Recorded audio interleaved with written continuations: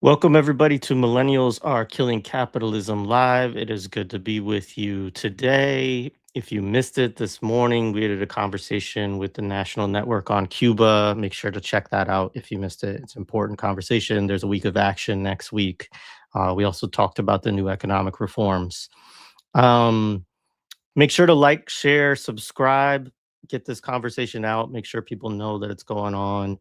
I really look forward to this. I'll say a little bit more about that in a minute. Um, Also, join the Patreon. I know I've been promising to launch the study groups, and I said I would do it this week and didn't do it this week because I had some different things I had to deal with this week that I didn't expect. Um, but do that. We will launch them by Tuesday at the latest, available for all members of the Patreon. And yeah, we've lost some members over the last couple of months, and I don't know totally what that's about, but it may just be economics and all that, which I understand. But our Patreon is available for as little as $1 a month or $10.80 a year, which is like about as affordable as we could possibly make it. And you do get access to our Discord as well if you join. So make sure to do that. Also, make sure that you are subscribed, support Black Myths podcast over on Black Liberation Media, um, and all of that good stuff. So, our guest today, as folks know, is Two Black. This is his 10th time on the show, believe it or not, if you count all the audio and video and little side projects we've done together. It's about half of those have been on YouTube, and then the other half have been through the audio. So I made a little playlist of the video episodes that we've done. A couple of them actually are audio as well, because he did one with Josh. Um, and so that's in the show description as well. If you missed some of those, they're all excellent. Two Black is a poet, scholar, organizer, and filmmaker. He's the co-author of the book Laundering Black Rage, The Washing of Black Death, People, Property, and Profits. Um, the two pieces we're going to discuss today about nonviolence and violence um, are published with Grassroots Thinking, which is a great publication. Make sure you check that out if you have not, and make sure you read the two pieces. He is the host of the Black Myths podcast, Debunking the Bullshit Said About Black People, was the producer of The Last Dope Intellectual, is a member of the defense committee of the Free Pendleton 2, uh, Free the Pendleton 2 committee. Member of the defense committee for the Free the Pendleton 2. And we'll be talking about that a little bit later, I'm sure, and is also the co-director of the documentary film, The Pendleton 2, They Stood Up. So, Two Black, welcome. It's good to be with you, man. What's good? What's good? You're the first I'll talk to today, so we'll see how this goes. I didn't know it'd been All 10 right. times, man. That's crazy. Yeah. I mean, one of them is a two-part episode, but still, like it is pretty amazing. Just speaks to, because we don't, it's not like we have you on here constantly, but like it just speaks to how long I guess we've both been doing this at this point. Yeah. So yeah. So like jumping into these pieces, I thought just a good place to start would be maybe to just ask you, like, what was the catalyst? What was the thing? Any specific conversations or discourse, or maybe folks that you encounter, whether that's in organizing spaces or whatnot, that made you want to dig into this question of nonviolence and violence a little bit deeper? Man, it was, I guess, there was always in the back of my mind, like not say always, but for a while, there'd been a question of what it means to, like, be beaten, but then call it nonviolence. It was always kind of a odd contradiction to me, but I never really explored it, never really voiced it out loud. It was just something, like an odd, kind of a passing observation. And then, you were speaking about the Pendleton too, but I was talking to one of the comrades on the defense committee. Actually, we were having a meeting about something, and, we got into a conversation on Palestine. And we were talking about the aversion to resistance or supporting it, right? Like it's this weird carved out space where you can support Palestine, denounce violence on both sides, and somehow there's this world that's gonna come into fruition, but nobody really can explain how. It's just gonna happen, and I think that often becomes more about insulating yourself morally than the actual people in Palestine or whatever movement. And although I think it's fair to wrestle with certain forms of resistance and your how they align with your own morality, I don't think you have to rubber stamp them necessarily. But I think to be like fully, in condemnation of them is just an odd position if you actually want something to happen. So kind of zooming out, it was like there's just this idealism where we don't recognize that things have to be moved. And I don't mean that in an abstract, I mean things literally have to be moved, right? Like there's this requires force, this requires material things to occur. Like so even in a what seems to be a quote unquote non-violent situation, like even if we accepted the so-called peace plan that's in Gaza right now, obviously it's BS, but let's just say for the sake of conversation that we accepted that, and Hamas lays down their arms and they bring in Tony Blair and all these people and create this neo-colonial situation, and they're going to call that a peace plan, but even that requires some kind of force. Like, and I don't even just mean literally violence, because there's differences between violence and force. I just mean like people have to actually move to do something. The feelings that we have about a thing are not enough to actually move things. Like at some point, like if I always use this when I'm explaining like dialectical materialism, people always use a simple example. Like if I'm hungry and I cannot afford food or I cannot find food, that is a contradiction that I need to resolve. So I'm going to go figure out how to resolve it, and I can try different things. But at the end of the day, just feeling hungry and celebrating feeling hungry, or making criticisms about how hungry I am, or condemning being hungry, like none of this deals with the fact that I got to eat, right? Like at some point I got to find some food, right? So something has to move to get food in my belly. I can't just write statements about it and be like, well, I don't know, we don't agree with how you're getting your food. At some point, somebody got to get some food. So if everybody's just got a criticism of how I'm going to get my food, but nobody feeds me, then I'm gonna find my food, right? Like it's just how it works, or I'm gonna die. Like that's how that goes. So things have to move. Like I just mean that on a very simple level. Things have to be moved, and part of how things get moved in this world, from damn near the beginning, in some way, shape, or form, is some kind of violence. And I don't mean violence is a bad thing necessarily or a good thing. It's just a fact of life. Like things get moved because you have to be able to enforce things. And when you live under states and so-called civilization, and there's borders and there's laws and things of that nature, regardless of how people feel about that reality, there needs to be an ability to enforce those mechanisms, whether it's, regardless of what kind of structure rules it, there needs to be an ability to enforce it. So it's just odd to me that we don't deal with that aspect of it. So with Palestine, it was just interesting where it's like, okay, there's people can call it whatever they want. They can call it an open air prison. They can call it a colonial system, whatever people want to call it. There's people living in those conditions, and they decided to do something about it. And I guess people think that somehow there's a way that you can just end that kind of occupation that doesn't require somebody somewhere with guns. Because even if it was done non-violently, there would be people. Let's say, for instance, you could actually decolonize Palestine through quote unquote peace, and it didn't require any kind of resistance. You would still have to have UN troops there with guns, making sure Israel didn't kill them. You would still have to have some troops there to make sure, like, hey, we're going to stop doing this and leave these people alone. And you'd have some enforcement. You'd have to have some enforcement mechanism, because otherwise, like the Israelis would just keep shooting them, right? Like that's how this would go. So in any scenario, even the most neoliberal version, somebody's got to die. Somebody's got to have a gun. There has to be some kind of violence.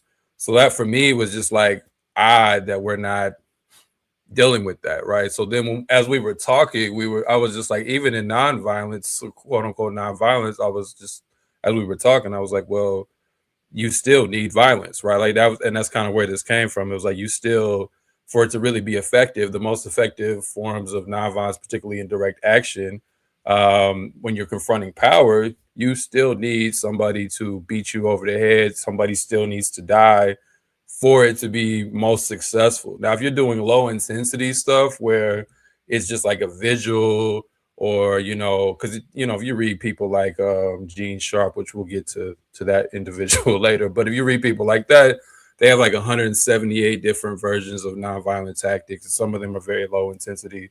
So if it's like low intensity stuff, then sure, nobody has to really get hurt. But if you're trying to confront any kind of power in a serious way, usually you're better served when the people that are not quote unquote hitting back are injured or dead in some way, shape, or form. We see this most recently even in Minnesota, where there was this kind of breaking point. Not that ICE was ended, but ICE was very much chest out up until that point. They were putting out videos. Christy Nome was putting out videos of them raiding Chicago and flying helicopters into cities, and they were posting all their raids and shit. And that overreach eventually led to two deaths, them killing, and really more, but two that became high profile, two deaths of so-called Americans. And people got fired behind that. They had to retreat from the state behind that. They had bought all these buildings to fill up more detention centers, and now the government is actually selling them off because they're not going to be able to fill them.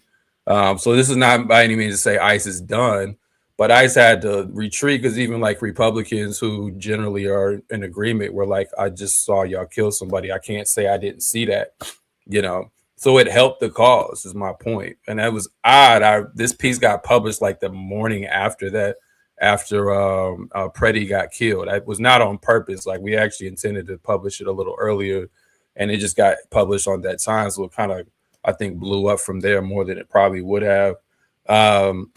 But my point was like, yes, someone has to die, and it led to more people getting involved, more people coming to their side, more people seeing ICE as predatory than there were prior.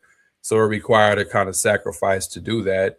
So for me, nonviolence is not really nonviolence. It's like an asymmetrical distribution of violence. Instead of just simply going hand in hand in combat, you're trying to use that violence in a different way to give yourself an advantage, right? That's, for me, more what's happening. It's not that violence isn't a part of it. It's just nonviolence is more of a moral framing, I think, than it is like a material reality. So we can get into the nuances of it, but I'll leave it at that. No, appreciated. And I think it's useful context to, think about all those examples that you are talking about. And I also just note that your explanation of dialectical materialism is much easier to follow than Boots Riley's, but that's okay. But yeah, I mean, the point about nonviolence within the Palestinian context, I always just want to remind people also that I think people don't know the history and don't know how many different forms of nonviolent and civil disobedience and resistance that have been attempted within the Palestinian context, and that they're always just met with incredible violence, right? And so it's like, I mean, the Great March of Return is like obviously a big recent example where, a bunch of people were killed, a bunch of, kids had their kneecaps blown up and everything else, right? And I mean, at a certain point, it's like you just come to a recognition that there is no way within that context that nonviolence is going to be able to lead to anything other than you getting. I mean, a great example also is all of these freedom flotillas and stuff like that. Like, how many times these activists get on these boats and go over there, and then we hear that there's like rape stories and torture stories and sexual assault and all these kind of things, right? It's like, clearly the Israelis do not care whether you are nonviolent or violent. They care about what you want, right? And they're not willing to let go of any of their control, and so on. And so, yeah. I think, yeah, go ahead. I put a piece, or put a note in the first piece about the Great March of Return. But yeah, I was like, was using the analogy of a bear, and it was like if you confront a bear about their honey, they don't care if you confront them on your feet, or if you confront them with arms. They're not going to let you touch their honey. They don't care if you confront them so-called non-violently through some kind of direct action, or if you confront them with a gun. They just know you messing with their honey, and for them that the equation doesn't really change, right? So if you're confronting the Zionist entity about their colonialism, and which is their honey, about their land, that they want to steal, that they've successfully stolen in many ways from the Palestinians, then they're not going to give away their honey, no matter if you confront them with an October 7th or with the Great March of Return, right? Like to them, they don't actually see a difference, right? Like, they might see tactical differences in how they respond, but they know at the end of the day, this is our honey and we're not trying to give it over. And at the end of the day, that's really, for me, the point of this all is confrontation, right? So you're confronting a violent entity, you're confronting a violent entity. And when you confront violence, it's violence. It doesn't matter if I'm the one dishing it out or they're dishing it back at me. That's violence, right? So I don't think I think that part gets lost in like people thinking that the moral position they take is going to overcome the bear with the honey, and it's like not necessarily. I sympathize with people who do not want to, I guess, from their perspective, like turn into their enemy. They don't want to use the same tactics. Like I understand that, and I think there are reasons for those impulses, but it's like this is not how your enemy really looks at it, right? To turn into your enemy, you would need to go colonize somebody else, and and then be like, you can't have your land, and then that's our honey. Like that's turning into your enemy. To simply get your honey back is not turning into your enemy. It's to, it's simply to reclaim what's already yours. So I think there's a way that even within the nonviolence tradition, in some cases, not in all, but in some cases, violence is seen as inherently corrupting, right? And it comes out of, that's why I'm saying there's a kind of idealism. It comes out of a religious tradition, so it's like inherently corrupting, no matter what the context. And even some of them, I don't think fully even believe that. Like Dr. King would write that in his early days, but then Dr. King would also have works where he like celebrates certain revolutions and the Civil War. So it's like clearly you don't really believe that like at the core, but you kind of need to hold that. You kind of need to hold that position, I guess, to advance what you're doing. Yeah, absolutely. We'll come back Yeah, to come that, back but to that. Yeah. the whole moral philosophy of nonviolence is something that I've always had much more trouble with than having tactical discussions, Yeah. about it. Like, and not to name another movie, but I saw Supergirl, and just to say that that is the whole premise of the movie. Supergirl is don't commit the violence because you will turn into the people who commit the That's violence. like So, half uh, that's like half the superhero movies. Like you ever like they're always saying that shit. It's like, okay, we get it, y'all. It's like, yeah, that's and it is another very episode. much But it yeah, is very much what you're talking about, though. It is about that it will corrupt you in an irreparable way, right? yeah, Even though these people have killed your entire family, which is the context of that movie. But yeah. um all right, so there's a really common quote, and it's one that I've always really liked. I think a lot of people like it, which is this Kwame Ture quote that gets brought up quite frequently, which is, "In order for nonviolence to work, your opponent must have a conscience. The United States has none." And I think we like it because, I mean, there is this question of the moral appeal and that sort of element of it, and your enemy having a conscience, and we'll kind of deal with that within the moral philosophy, I think, to some extent. But it's also, I think, that a lot of us like it because we do recognize that the United States doesn't have a conscience, which, Right, like, obviously it doesn't. right. But talk a little bit about what would you disagree with in terms of this quote. You deal with that in the piece a little bit. Yeah, it's not that I even necessarily disagree with what he's saying. In It's more so just the application of where, like, yeah, the application of that quote, and that becomes a kind of sweeping indictment of nonviolence, quote unquote nonviolence, in any context. And then And I think I've never been able to find that full speech. That's a clip from Black Power mixtape, I think, but I've never been able to find the full speech. I don't. If anyone ever can find that, I'd like to hear it because I never can hear like what is the broader context that gets brought up in. Um, but yeah, he's saying your opponent needs to have a conscience, and Dr. King made one fallacious assumption that the United States has one, but the United States has no conscience. So you cannot persuade an opponent that through suffering and I guess transformation of the heart or the soul or something of that nature, with them having if they don't have a conscience. But I guess the thing that's missed in that quote when people listen to it is there's different targets with quote unquote nonviolence. So you are not always trying to change the mind of the person who's causing the aggression. Sometimes you are trying to bring other people to your side. This is even true with supposed violence. Again, I will get into. I don't really think this distinctions really make sense, but I'm saying like even in Iran, the Iran is not trying to change the mind of the United States. They weren't doing it when they were when they were peacefully negotiating. They weren't trying to do that. And when they responded, to the attacks, they weren't trying to do that. They understood that if they can force other entities like the world economy, then the United States would have to like pull back, which they've done despite all the all the hand wringing that Trump is doing or whatever. So, and even in the case of nonviolence, I was using the example of you and I are in a fight, and I'm deciding that I'm not gonna punch you back or something, and you're beating me with a bat or whatever.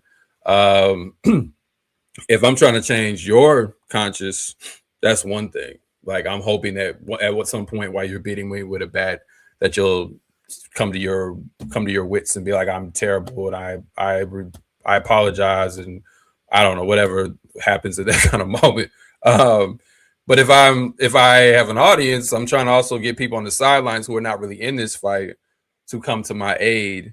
Because if a bunch of people, even if other people come to my aid in a quote unquote nonviolent way, and they all just jump in and try to cover me, now you cannot really hurt me in the same way because all these people have jumped in and come to my aid. So I've tried to move their conscience by using your violence to my advantage to move their conscience or to at least bring them into the fight.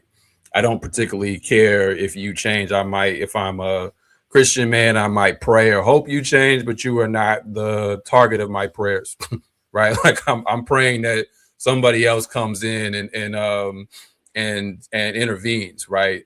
And I think that's the thing about nonviolence is a lot of times you are looking for some kind of intervention, which brings in another question of violence because usually people don't just intervene by just putting their bodies around you. Usually what happens is, again, in the geopolitical world, a state intervenes and says enough of this, or the police intervene and say enough of this, or some kind of security force intervenes and says enough of this, or the government says enough. Somebody that has a monopoly on violence says enough of this. Usually it's not just individuals, but at first maybe that's the best I can get. So I want people to jump in. So that's not the same as trying to change your heart. So I think it was Lance Hill in this book on the Deacons for Defense talked about in the beginning of that book about how Dr. King and the Civil Rights Movement kind of changed their position, where originally it was more of like we want to change the heart of the South. And the hardened racist, quote unquote, and more they recognized they needed to, as Kwame Ture says himself in other interviews, exploit the contradiction between the North and the South, right? Because the North is primarily the federal government. That's the liberals that come out of that, and they're trying to achieve all this democracy abroad and beat communism and all that. So they don't need this shit popping up while they're trying to achieve imperialism elsewhere. This doesn't look good for them in their voyage to do that. So they needed this to stop or at least calm down. And so by heightening those contradictions through nonviolence, they're forcing the government, who at the time was giving like word salad to civil rights, but really wasn't acting on it, they're forcing their hand to intervene against the South, right? And intervene against Jim Crow and the violence of that. That's not that's all that is to say. It's just not the same thing. So people will use that quote and they'll say the United States has no conscience, and you're assuming that people didn't already know that back then, you know, and that us who in 2026 have just come to realize that the United States has no conscience, and a bunch of people who lived in fucking Mississippi didn't understand that. Like that's like Fannie Lou Hamer somehow didn't understand that, but you understand that.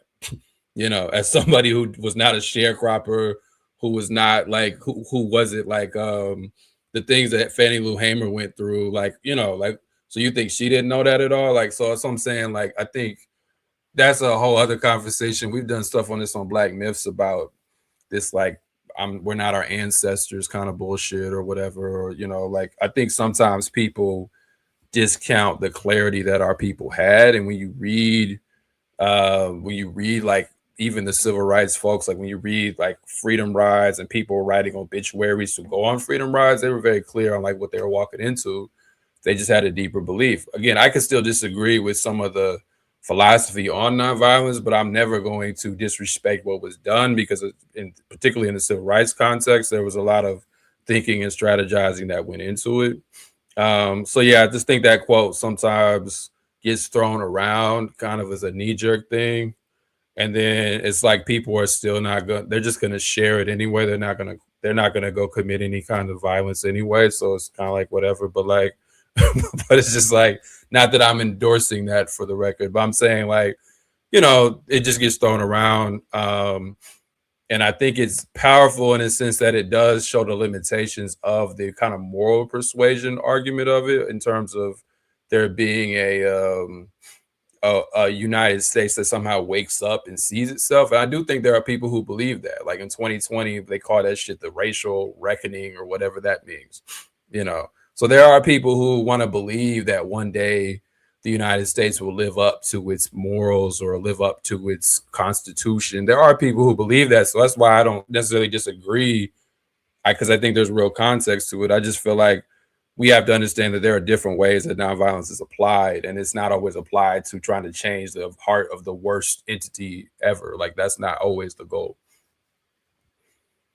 Yeah, absolutely. And there's a lot of great stuff. Like, I always encourage people to learn about the history of SNCC, like visit SNCC Digital, like listen to a lot of those veterans that are still with us of that movement as well. And it's funny because, SNCC, of course, has nonviolence in the name. It's Student Nonviolent Coordinating Committee is the term. But like, we had Jennifer Lawson on at one point, and she's talking about how, they were all staying up reading Fanon, like reading Wretched of the Earth together and stuff like that. And then, Charles Cobb Jr., he has that book, This Nonviolent Stuff Will Get You Killed, which is also a really good book. Yeah. And in the beginning, he recounts that anecdote of, I can't even remember who it was, but somebody sitting down in King's, in a house that he was staying in. And that was in them being like, Montgomery. That was during the Montgomery bus boycott, actually. yeah, and they were talking like, about where the reporter sat on his chair and there was like guns in the chair. Yeah, they said don't sit there. That's where all the Mm. guns are, because Yeah. they were like in the couch or whatever. And he uses that obviously as like an anecdote, just to then talk about what he explores more broadly in the book, which is that, like, in order for them to even do what they were doing in terms of organizing on a daily basis, whether it was marching, whether it was signing people up, registering people to vote, all the things that they were doing, it was only done in the context of armed Black people who were like keeping the Klan away, Yeah. from constantly coming in and killing them. Like, it was not, something that could be achieved without the threat of force and arms, right? Like, whatever we want to call that, violence or not, or self-defense, whatever, right? But armed people willing to confront literal fascists and white supremacists in the real sense, right? Yeah. So anyway, yeah, we will go further on this. Before we go too much further, though, what do you have? I know you have some Pendleton 2 stuff that is coming up. Do you want to tease a little bit of that or talk about what you have on the horizon there? Yeah, there's just been some I don't want to give away too much, but there's been some but making some leeway on the legal front um for both of them potentially. And I think more broadly, when you do these campaigns, at some point you have to deal with the legal side of it. Everything can't just be conscious raising and awareness. At some point, you do have to go to the courts. So there'll be just a quick, there'll be some ask probably coming out next month for people to do that even are like on the committee or something, but even online, we'll be putting some stuff out that will hopefully assist in the legal arena, because it's just, I guess, more strategically. I won't say what the tactics are, but strategically, the goal is to demonstrate just to demonstrate the amount of support that they have. And that's very important to this. Even within our discussion, I learned a lot from even like studying this and thinking about how it applies into real organizing, because you always have to have a sense of what the terrain is, and establishing a base of people who can, be called upon to like support people, particularly political prisoners, is imperative to like moving things forward, because the court approaches it that they have the entire court system versus maybe a lawyer and their client. So you have to try to balance that out by saying, no, you're not just fighting against a lawyer and a client or just a prisoner. You're fighting against a prisoner and all their supporters too, right? You have to raise the stakes so they don't think it's just we can just railroad somebody because we have, because it's just them, and nobody cares about them, right? So you have to be able to establish that and then be able to mobilize those different bases to do different things. So just want people to know that as things come up. So there'll probably be some calls I'll send out to you and a few others for things that we'll be looking to do. So just keep it at that. Yeah, and of course you're welcome back if you want to, talk about that in more detail when the time comes. Um, so we've talked about it a little bit already, but I have always had, and I think it is largely, I've read it within King's earlier writings, and then kind of like through the lens of somebody like Cornell West, of the kind of moral philosophy around nonviolence, the idea that suffering changes people, it changes you in some way, and it also changes your enemy, it changes the person who inflicts the suffering, and it changes people who observe the suffering. And it's not that I totally discount this point, but within the larger kind of literature and discussion, and I haven't read Gandhi. You probably did get into Gandhi a little bit within doing research for this book, but more I've encountered it through King's writings. I've always just felt like this is just not like it doesn't really deal with the sadism for one thing that's often present within like kind of like if we use the Israelis, right, or we use the Klan, right, there's a thing that violence does for them that actually they draw some kind of, whether it's a pleasure or a feeling of dominance, Mm-hmm. or it in some ways, I think, for them actually legitimizes their own place in their own eyes rather than causing some great moral reckoning. um and you deal with it is interesting, like in this piece, because you deal with both, and I'm thinking mainly of the first piece here, but kind of connects into both. um you deal with it more as a tactical discussion, which I think is, or you kind of blend them together in some ways, but I think in some ways you want to have a discussion on tactics or on the relationship between these things, which I think is useful, because I think dealing with it just in a moral lens, there's a lot to be um I don't know. I guess just moral conversations in general are bewildering to me in some ways. But do you want to say a little bit more about kind of how you also make this commentary, right, which folks have already in the chat, shouted this out, but of replacing nonviolence as a name with this idea of sacrificial violence, which is interesting in some respect because sacrifice can also have a kind of moral register to it as well.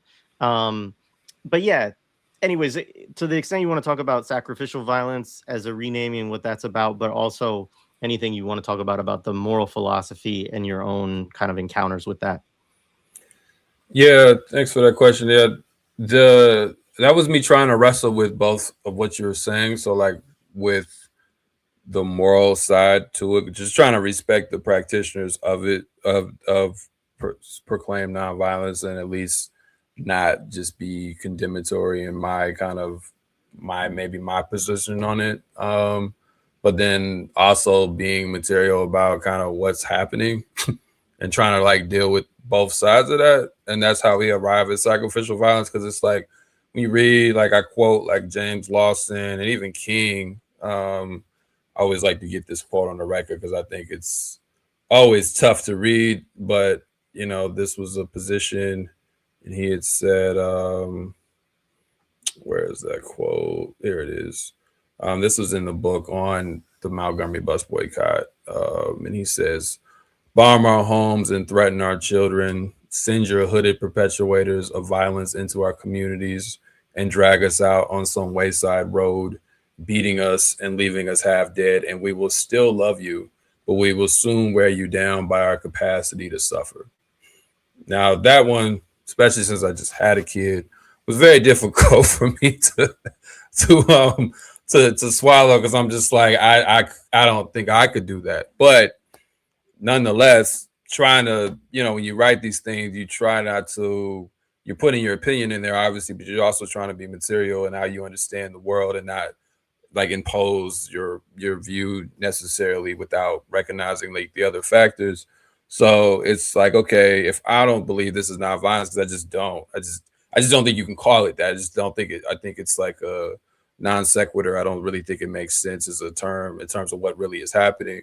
But at the same time, it's like, okay, well, then what is it? You know, so I don't even know if sacrificial violence is the best framing. It was just my way of trying to grapple with it because I'm like, okay, these are people who are very much, even when you read Gandhi, I mean, Gandhi would tell people to literally not even like block themselves when they got hit, right? Like he was very much, you know, a promoter of like, take it as rough as you can.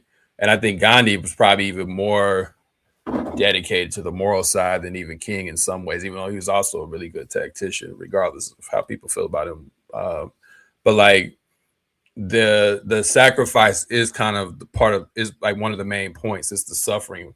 Suffering is a big thing. Like we have to suffer, and not just to show it externally, but there's also this sense that we're going to absorb the violence to like change the cycle of it. Like when there's another quote in there about that. So we're going to absorb it and try to redirect it to stop the chain of it. So you're willing to sacrifice yourself. So when the violence occurs, that you can use it to like throw your opponent off, right? So I'm going to take your violence. I'm going to sacrifice myself. I'm going to absorb it. It's going to throw you off because you keep hitting me and I don't respond. And then other people see you as terrible. And I'm able to isolate you as an immoral individual or an immoral entity. I'm able to isolate you and make it seem as if nobody should support you. But I have to sacrifice myself in order to do it. Like I'm sacrificing my body, and they're very explicit. And you read the writings about doing that. This is not something like I didn't come up with that off just kind of in the whim. Like it was just reading so much of how they discussed it, and they're very big about absorbing it, taking it, you know, and suffering it away in many ways, and kind of recycling the violence. And now we can get into other parts of this argument where I think by doing that, you're absorbing it, hoping another entity can come in, like I said earlier, and fill that vacuum. Like because it's like you could only absorb it so much and sacrifice so much, but if someone doesn't come in and do something with some kind of force, like usually just people just die, and there's not really any change in the matter. But it was trying to respect that you're sacrificing yourself. and even though you're not committing it directly, you are in a way provoking it, or you are showing up to where the violence is, getting it out in the open to heighten the contradiction so people can see how ugly it is and so people can take a side against it, right? Like you're sacrificing yourself for that. So for me, it made more sense to call it sacrificial violence, because it's like, even though you're not throwing the blow, you're offering yourself knowing that you're entering into the realm of violence. So I can't say it's not violence either, right? So that was me trying to wrestle and respect it, as opposed to calling it, I don't know if you can even say this now, unalive yourself violence. You know what the word is, or calling it, you know, reckless or something like that. I don't want to be disrespectful, right? So it's like I wanted to respect it, because I do think there is something to it. Like genuinely, I think in some cases that is probably the better tactic than just straight up armed struggle, because it's also a recognition that we may not have the ability to win on that front. Like it's a kind of asymmetrical warfare. So we cannot win on that front. So we need to use what is in our advantage, which is the kind of moral persuasive argument, or what is like the spectacle of demonstrating how nasty the opponent is. What's odd about that, though, I didn't write this in the piece, is even people who do pick up arms are to some extent can apply the same, or generally the kind of the same approach. So even when we keep talking about Palestine, so I don't think Hamas believed it could defeat Israel on one day, or anything of that nature. But what it did do was expose, to a very dark, detriment. But it did expose to people who were not already aware just the emptiness that Israel is, right? The level of violent and genocidal, depraved entity that it is. And a sacrifice was made because, they know them better than any of us. They understand what that means. And, many people have died under that. Now you can debate whether that's a worthy sacrifice or not. That's not my position to take, but I'm saying it can apply in that way. So I haven't fully explored like how broadly sacrificial violence lands, whether it intertwines with that kind of thing, or whether it's just separate to what people are, what I guess I would formally call nonviolence. I honestly haven't fully like figured out where those lines end and begin. But for me, it was at least important to say this is a kind of violence, but it's a kind of violence. It's an asymmetrical kind of violence. Like I said at the beginning, it's a redistribution of it. It's a way to, instead of it just being hand to hand, like I can't beat you hand to hand. So what I got to do is take your violence and then get someone else in here to like change the game. So if like I remember when Malcolm was debating Bayard Rustin, who's another interesting figure in this history, and even when you were talking about King and the guns, it was Bayard Rustin supposedly who talked King out of carrying guns or having security, but that's conversation for another day. But like when Malcolm was debating Bayard Rustin, and they were talking about Gandhi, he was like part of why entity like Gandhi in India could do more of the, even though they didn't only do nonviolence either. That's another myth. But like even in why an entity like that could do that, because they could put tons of people like on the line to just keep getting hit, and you could wear down a colonial power because you just have so many people that are like that can show up. And Malcolm's point was we don't have like that kind of reserve army to just keep throwing and getting beat and just throw more people out. We don't have that kind of reserve, so it doesn't even make sense tactically in that sense.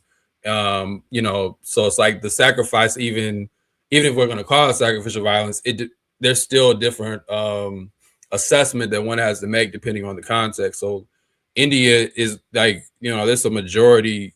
That is India, even though, Pakistan once was India or whatever, but like they have a majority of the people on like that are, Indian versus fighting the British. In the United States, you don't have that same context. It's like the majority of people are not African here, so you have to make other, assessments about how do you get people on the side. And that was part of why Dr. King and them, like they targeted like white pastors. They targeted the liberals in the North to try to bring them in, Because it was also this belief that if we can get white folks to get beat, and they were correct, that has a different effect than if black people get beat, right? So when white people go missing in Mississippi, or when white folks get attacked in on a freedom ride, that has a different effect. The state responds differently. People feel more enraged because white folks got beat, and I think that's still true today, even in Minnesota, right? Like like it's like they get beat, there's a different response. So I'm saying so when you're doing all this, you have to make that assessment, but that's still to me part of like the sacrifice and really the ultimate question of who is going to die, who is going to be hurt, who is going, and somebody has to be sacrificed. So I don't even just mean it like in a kind of, if you want to take it to a moral side, it's also like this deeper sense of sacrifice, right? Like somebody has to be offered up here, right? Somebody Yeah. has to be offered up for this to happen, you know?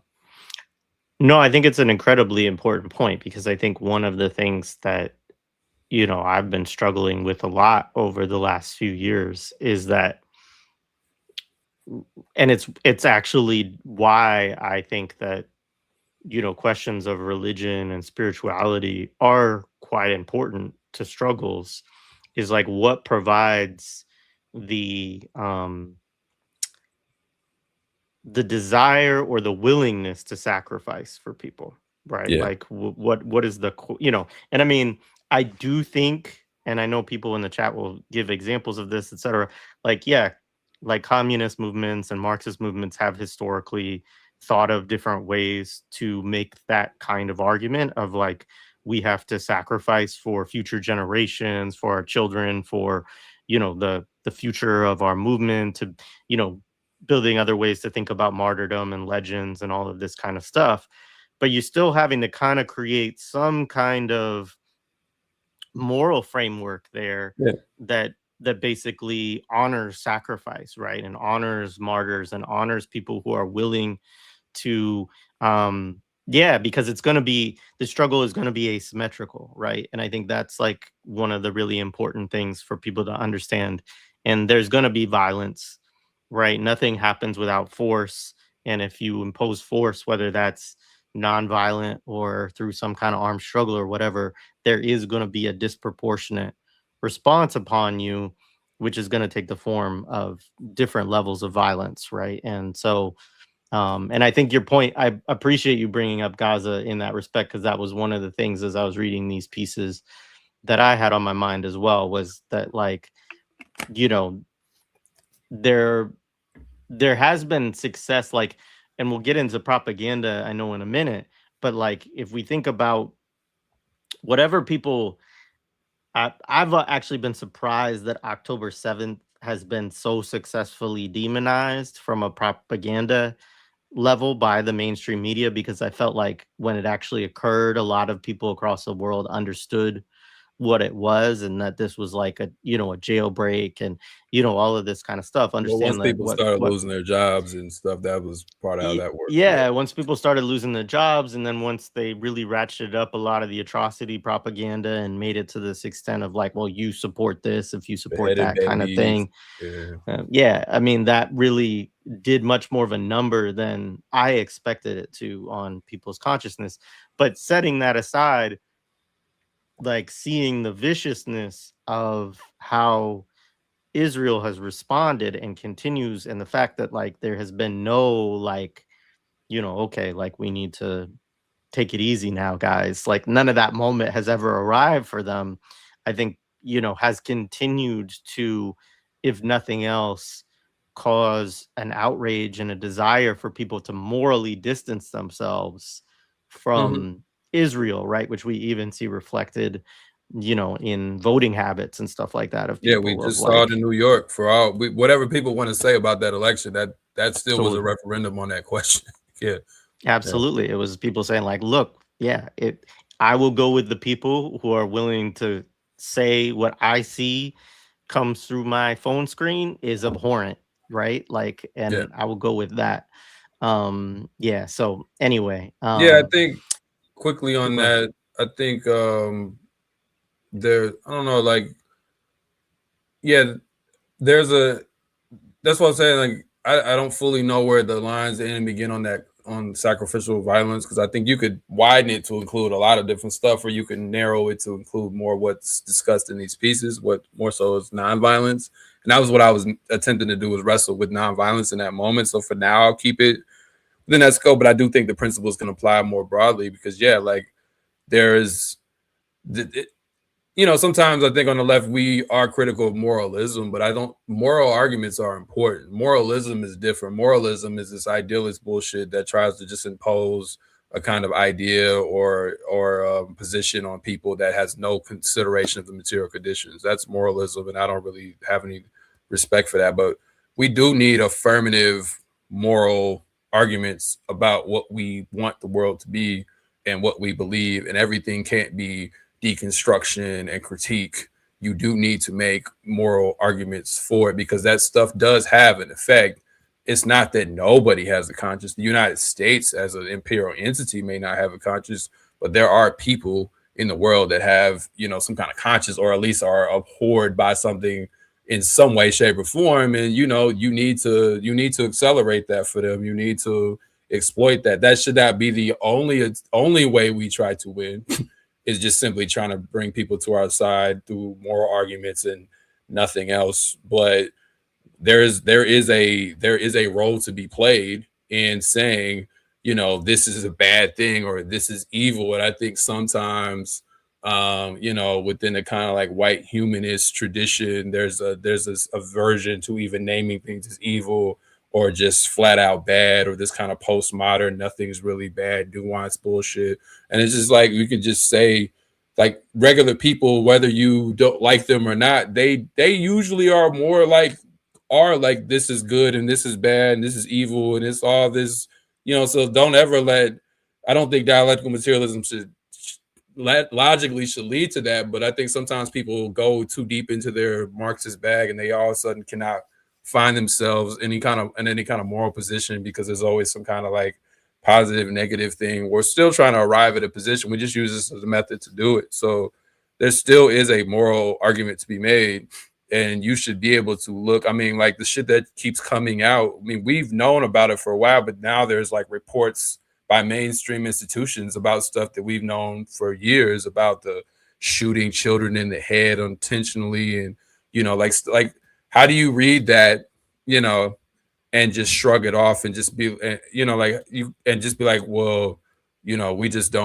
we don't care, or to read it and to, even if you're on the side of Palestine, act like, well, the world is so dark that won't move anybody. Like that stuff does matter, even if there's limitations to the UN or, Amnesty International, all these places that often do work for imperialism. It's still useful. We still need to find ways to use those things, because there is a admission there, that they shoot children in the head with sniper rifles.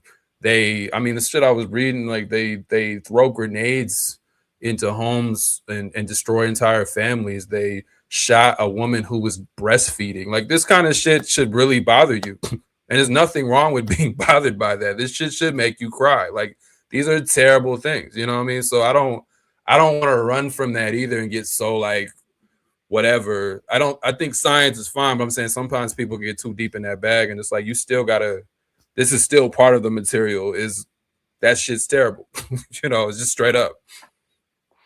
Yeah, no, absolutely. And I mean, I think that like there is even on a scientific level, people have a reaction to that stuff that's probably based in their own, biology, and like knowing that you're a part of a species with something, like whatever it is, right? But like, yeah, I mean, you're gonna have a reaction to it for various reasons. And yeah, I mean, I think that people should absolutely, yeah, we need all of that. We need to The tap into science, all like you those said, things. the science should include, the scientific angles should include that there's a material response to seeing somebody, or to hearing or learning that somebody killed a woman while they were breastfeeding. Like that does jolt. I know when I heard that, I had to put my phone down for a little bit. Like that does jolt, whatever you want to call it. That does hit you. So Yeah, absolutely.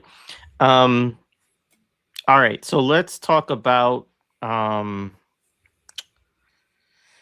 Yeah, I mean, so there is a big, like, the bigger problem, I think, which is why I think this series is important, and I think it's a bigger problem that we're used to encountering on the left, right? Is this kind of um, the rejection of violence, right? The kind of knee jerk. I My friend Reverend Darren, who shows up in the chat sometimes, been on the show before.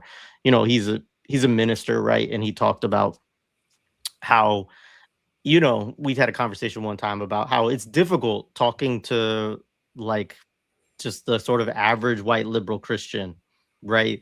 To get them to a place where, because they'll just say, oh, like, all violence is bad, and then he's like, well, what about when, the police do XYZ? And then, so it's like, there are things that happen within the liberal brain that justify certain forms of violence, but see every form of kind of resistance to, you know, the state or imperialism or whatever. Like, they read that differently. Something goes on, right, where whether it's the terrorism logic or this moral condemnation of, like, starting something. I don't know what it is.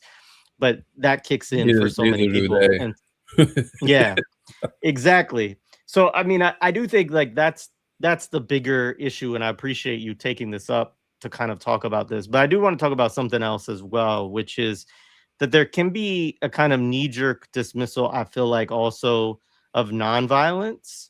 Um, and this is maybe in line, like, a lot of times when I see people use that Kwame Ture quote, it's like, it feels like, and obviously this is like a lot of his online behavior. I don't necessarily think it's always by people who actually organize or who actually are, certainly not people who are actually taking up, like, armed struggle or something like that.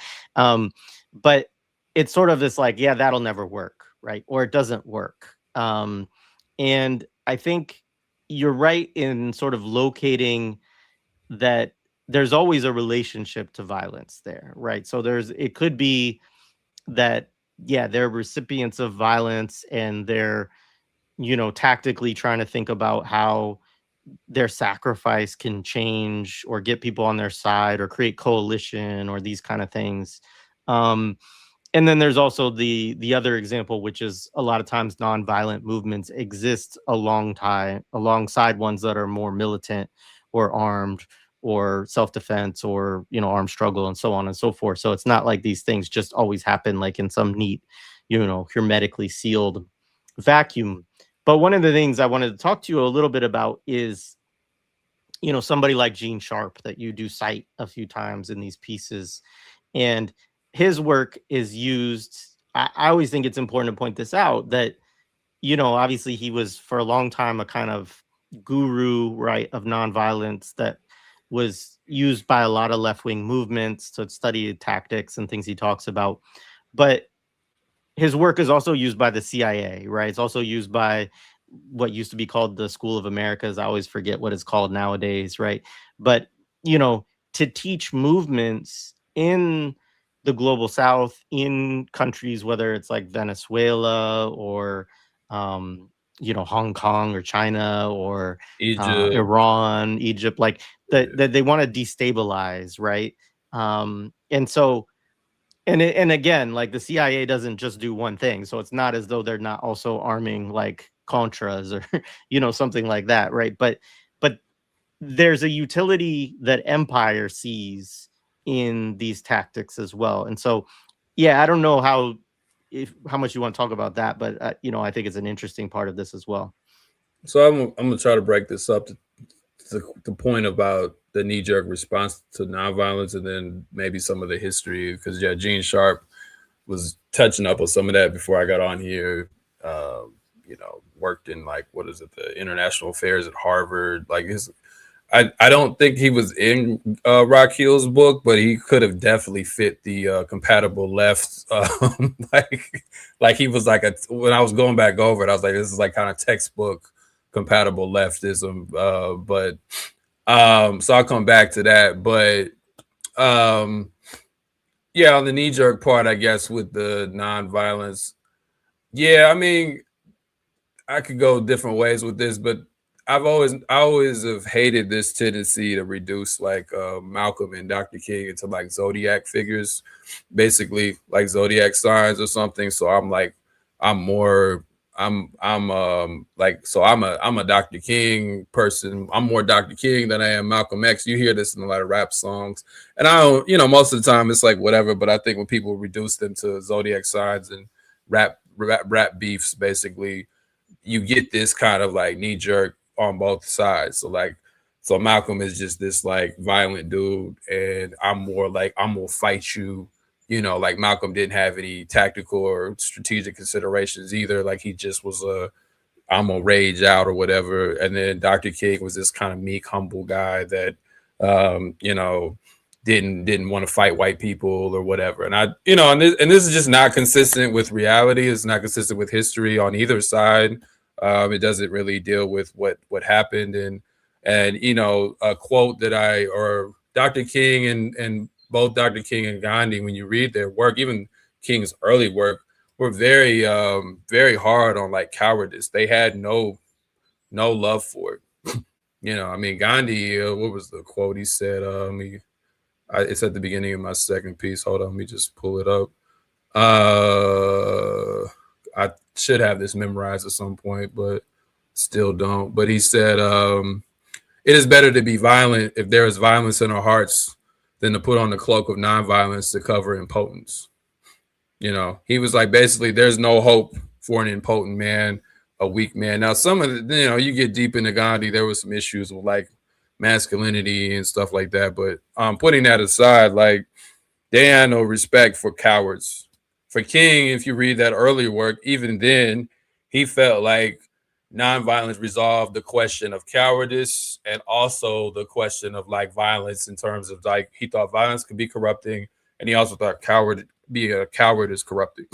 So he felt like nonviolence addresses the lack of balls of the coward, but also like doesn't fall into the bloodthirsty nature of the violent folks. Now, obviously, I don't agree with that second line of assessment, but I'm saying even for him, he was very clear that you must confront power, you must confront. And if you read like in Stokely Speaks, Kwame Ture talks about like he's like Dr. King is who taught us how to confront. He said not Malcolm, not the Black Panther Party. He said Dr. King taught us how to confront power. Like it was Dr. King that actually taught us that. And he was always very hard on anybody that had shit to say about King, because he was like, when King was out there in 62 or 63, y'all wasn't riding for Malcolm like that. He was like, y'all caught that consciousness later. So this is a position that, nonviolence is somehow inherently just weak and docile is something that they've always pushed back against.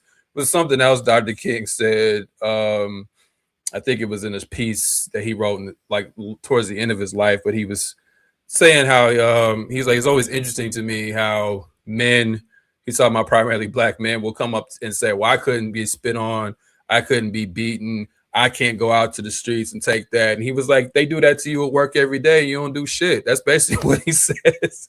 He's like, you don't do nothing. So he's like, if you're going to get beaten and spit on, at least do it for a just cause. And I had never read that. I was like, damn, I didn't know because King didn't clap back as much. But when King did clap back, he had a pretty good clap back game.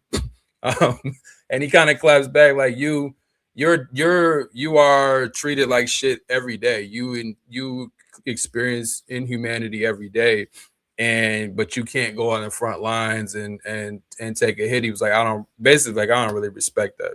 Now again, I might have my disagreements, but again, I don't even think people are aware that they had these kind of retorts to these arguments even back then.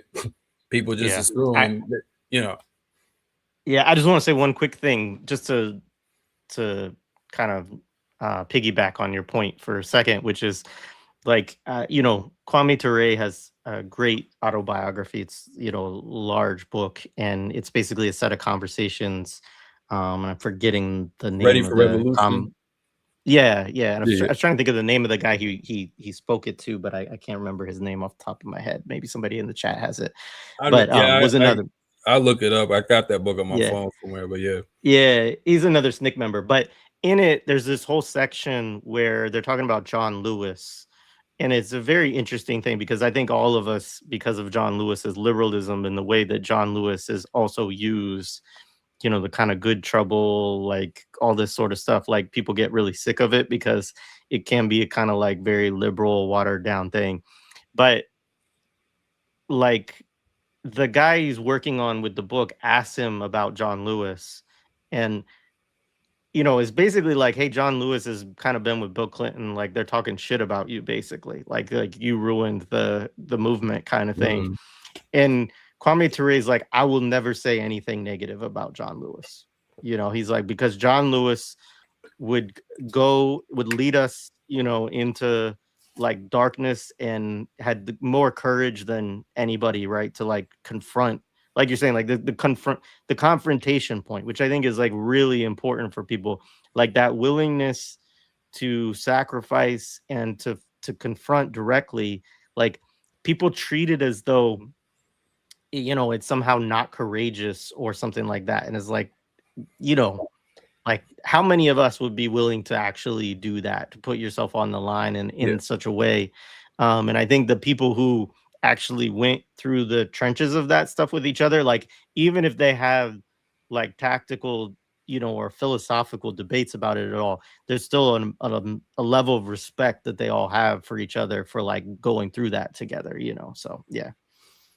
Yeah. I mean, I know in that book, the name was I don't even know if I can pronounce it right, because in the book they always just use his the acronym, but it's Owime Michael Thowell, and in the book it always just says EMT.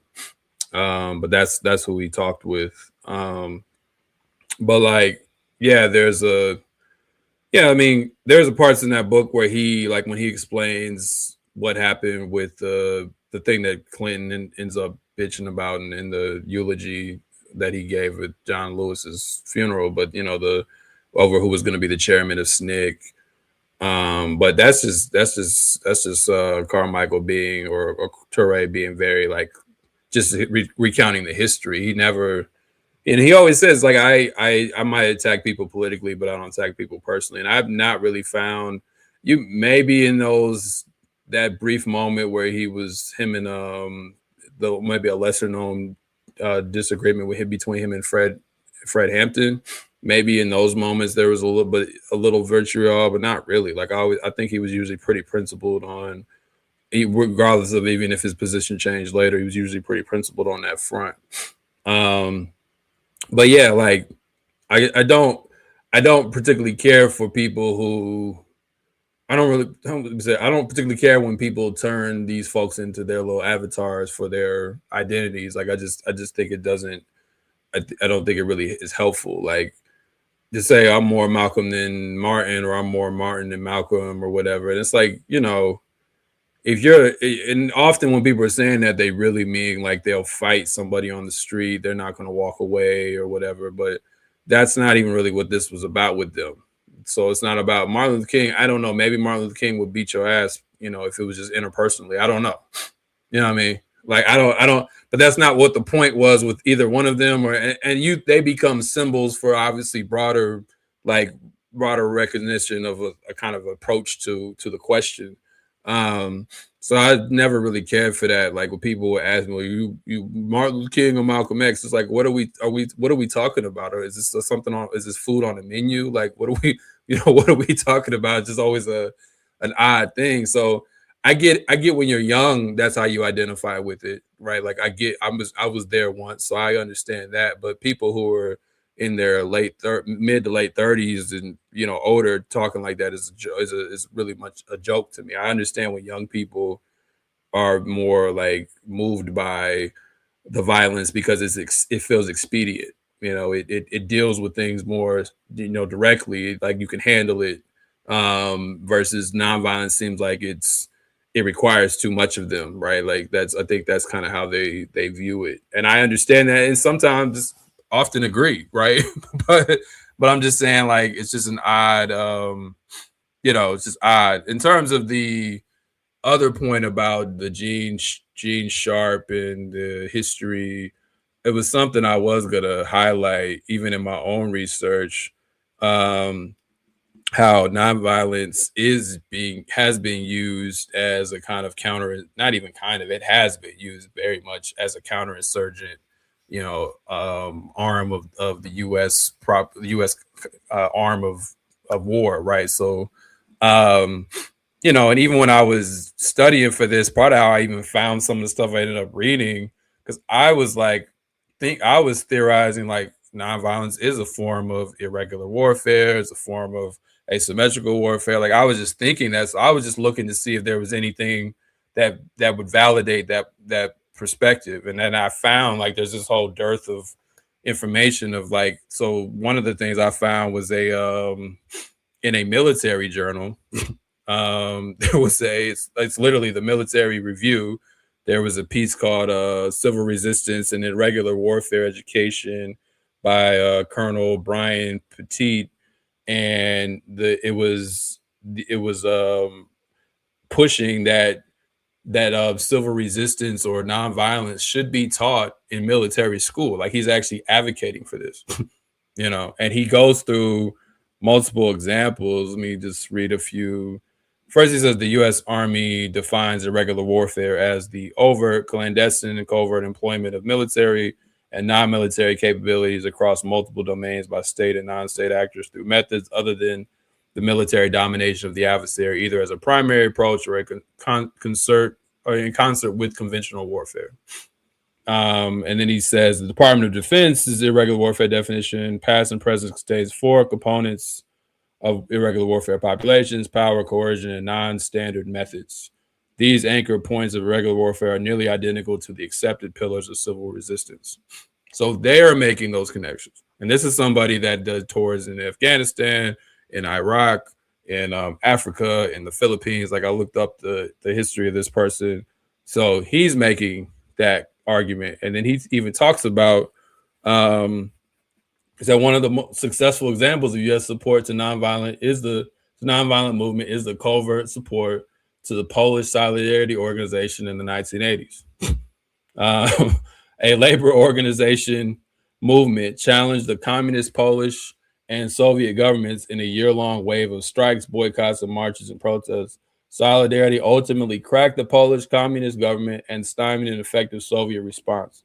The stridently anti-communist Reagan administration was wary of contaminating this authentic Polish movement with U.S. fingerprints. Thus, the United States opted to provide covert, non-lethal support.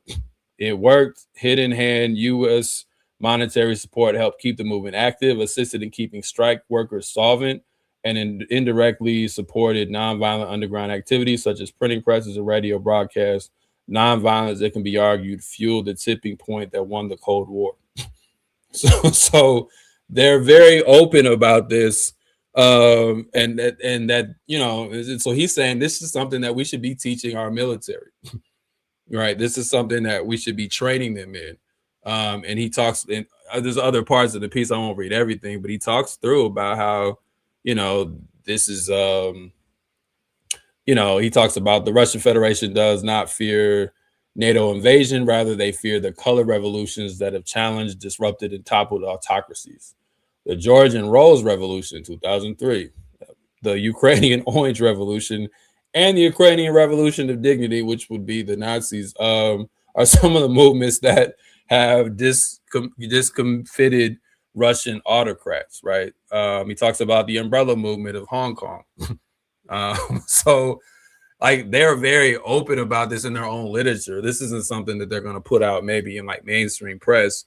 And then, back to Gene Sharp, his shit was Lasordo talks about this in his book on nonviolence, but from the dictatorship to the democracy, a conceptual framework for liberation. This is a book that, has been used to so much so that I guess China has printed it, and like China makes people read this, and I guess so this shit can't happen. Like it's like been reprinted in Mandarin, and it's like dedicated reading in China, so they can't pull this off. Because even in that military piece I was talking about, he talks about how China figured out better ways to quell the protest than to just overreact like the point. But Gene Sharp is like talks about in that book, like it's basically a guide for color revolutions. It's a guide to undermine governments even when they have popular support. um so Gene eventually gets accused of being a CIA, and getting money from the National Endowment of Democracy and all of them. And I don't know, the article that mainly makes that accusation is very hard to find all of a sudden. It's very odd. The article that like first struck that accusation, and then eventually there's a letter that Noam Chomsky and what's the guy that wrote People's History's name? People's History of the United States. Howard Zinn. Howard Zinn, yeah. Howard Zinn and Noam Chomsky signed, and he denies all these allegations. I never worked with CIA, I don't work, but it's like, bro, you work in the international affairs at Harvard. Like that's just a bad look in general. Like, yeah. So yeah, Yeah, it's and been then used, and even yeah. even right last point, you can speak like even most recently in Iran, like they played that shit up. It was nonviolent protesters, and then Trump and the New York Times and Israel, because you used to have to find this shit in like low key sources. They all basically come out and admit like they armed protesters, So it's we'll get to it later in terms of how nonviolence is kind of evolved or devolved, but yeah, it's very much a part of the counterinsurgent kind of approach. Yeah, I mean, I think it's really important for people to understand for multiple reasons. And I do want to come back to the China point in a minute too, but like because I think we have this tendency, and I've seen it. We've been through a lot of different cycles of this. If you like have been on Twitter for the last, you know, 10 years or Yeah, whatever. free Syria. But Yeah, any kind of social media is understanding. And somebody in the chat asked, is like, are we just talking about soft power? I mean, not like we could argue it's sort of a debate about what do we mean by the term soft power. I mean, it's not hard power in the term that they're like using military force, but it is actually putting effort. And this is why the Gene Sharp saying I never worked for the CIA thing like doesn't even matter, because what they do is they take all his books and then they teach courses on these books to the people who are going to like lead these movements in these countries and say, hey, like you're going to go and teach, and we'll send a bunch of CIA folks to help with this, and we'll teach how to do different nonviolent tactics to a movement through the National Endowment of Democracy or whatever, right? Like, and so it gets filtered through soft power organizations often as like front groups, yeah, but then it yeah, gets, and they use like organized labor, right? Like Solidarity in Poland, which I also just have to say, there's certain DSA personalities I particularly hate, but one of them is this dude. And I don't even know if he's in the organization anymore because he got really mad about all the Islamists and revolutionaries in the organization. But is this guy who wrote this book on solidarity for like one of the, I don't know if it was Verso or Pluto or Haymarket. I think it was Verso. But mhm. anyway, like the it's always a big tell to me if people are like really excited about solidarity in Poland, because it's like, yeah, so you wanted to you supported the CIA backed labor coup in against communist Poland, right? Like Yeah, weakening the Soviet Union and all of that. And it just tells you a good amount about what people's politics actually are.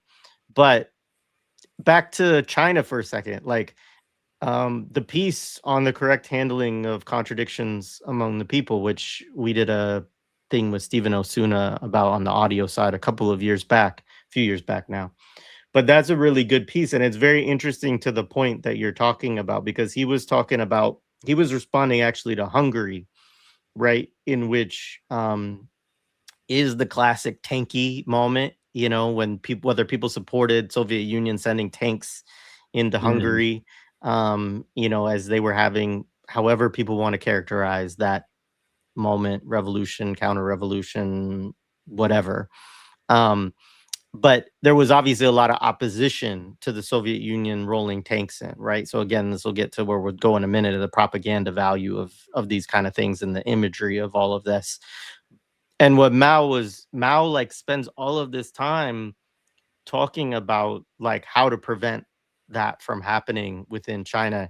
And he's actually in many ways, saying like we don't want to have that kind of appearance of things, right? So like we have to be able to address these demands within our community and understand also that if people um want things or have needs, that like we can't respond to all of this with force or to assume that everybody's like an agent or a counter revolution or whatever. Like people are going to have real needs that need to be addressed and may feel like the government is not doing that, and we need to actually like lean in and be democratic and promote the changes in society that need to happen so that we prevent this kind of situation.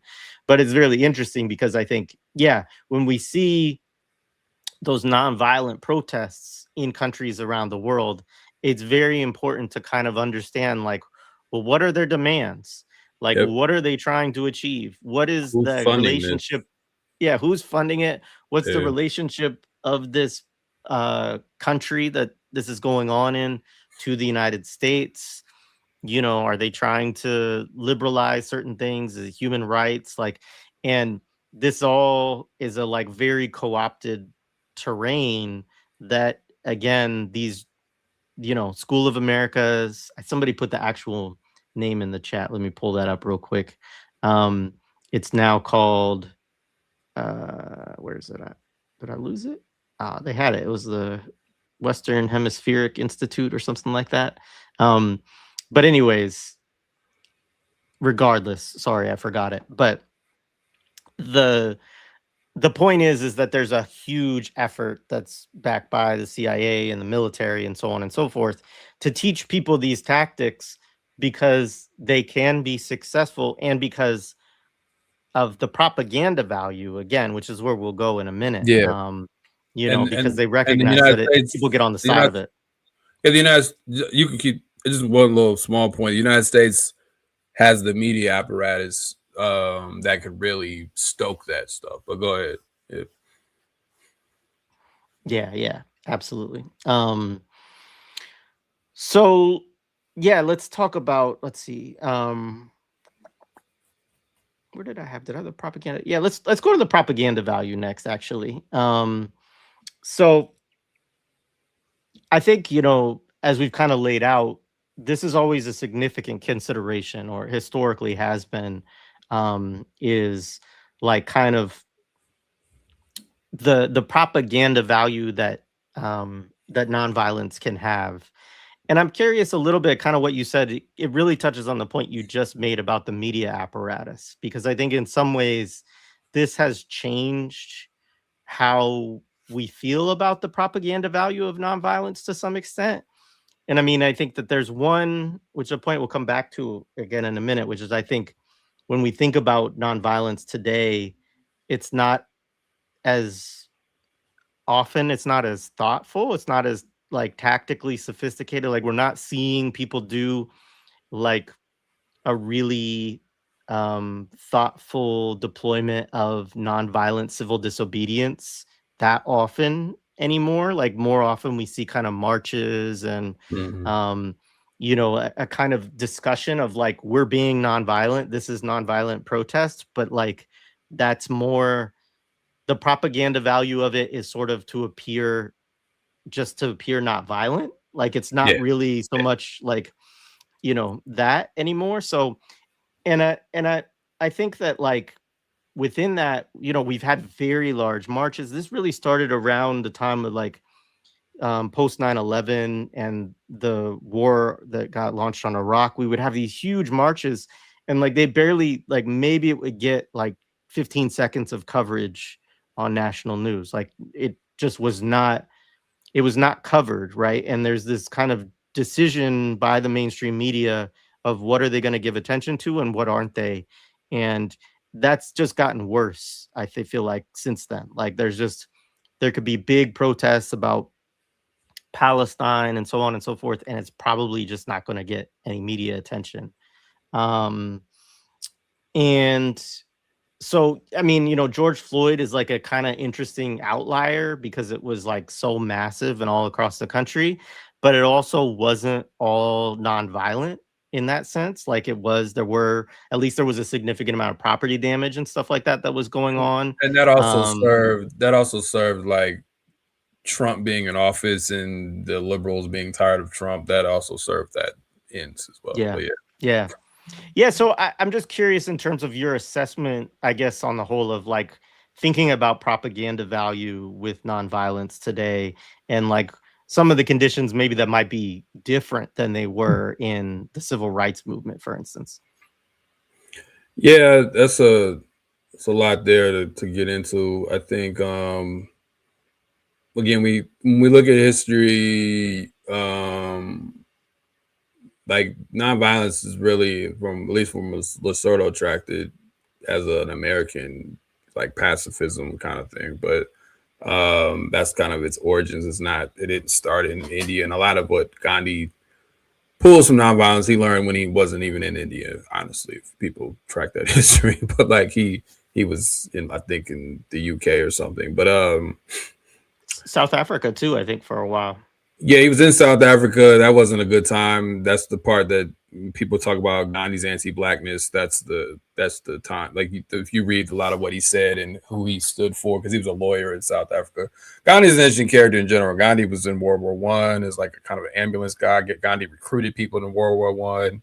Gandhi's interesting, and I don't mean that in a kind of moral way. Just like there's a lot there because he lived a relatively long life. He's got some questionable. There's a lot there with Gandhi, but that's for another day.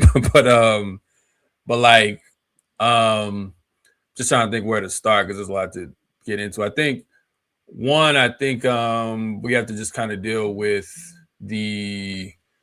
what made nonviolence as an approach successful. So one of the things was like spectacle, and spectacle in an age where the TV was like just arriving, right? Like particularly in the civil rights era mode.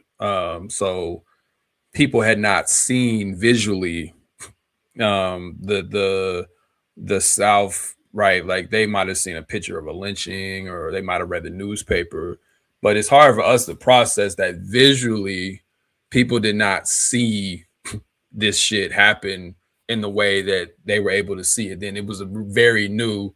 The closest I could even pull to, and this still doesn't really work, is like when all those police killings went viral in the 2010s.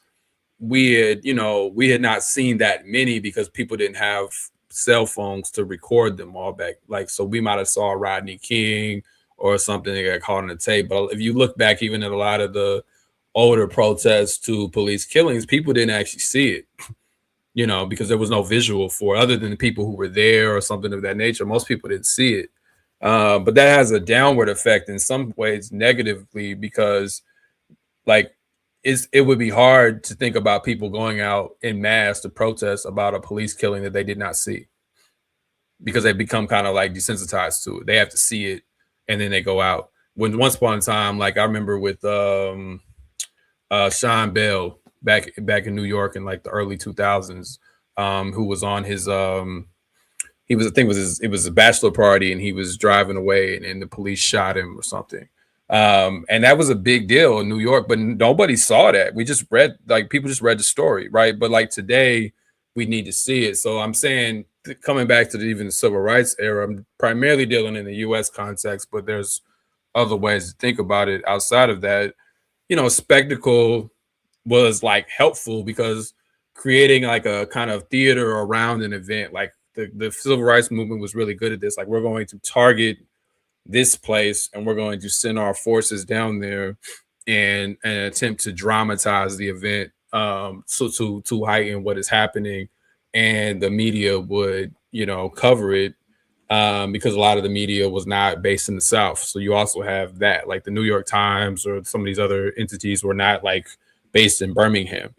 So you would get somewhat favorable coverage because of that. Sometimes you didn't, but you got somewhat favorable coverage but it was also the emerging technology is new. So people are seeing things that they never seen. And that I think plays a big role in why it was successful. That's not the only reason, because there was plenty of civil rights action that was not recorded or that people did not see. Like there's plenty of stuff that people still just read about in the newspaper. So I'm not suggesting it's reducible to that, but that had a big role. And today we live in an age of spectacle. So spectacle does not have the same effect because everybody's going for spectacle. Everything is spectacle. so spectacle doesn't have, it's nothing unique about spectacle. It's just another thing we can scroll past. Right. Like, you know, so that's one. And there was a book about by a guy Debord, but it was a quote, and it was like, he said, spectacle is a nightmare of the imprisoned modern society, which ultimately expresses nothing more than the desire to sleep. The spectacle is the guardian of sleep. And then he also says spectacle presents itself as something enormously positive, indisputable, and inaccessible. It says nothing more than that which appears is good, and that which is good appears.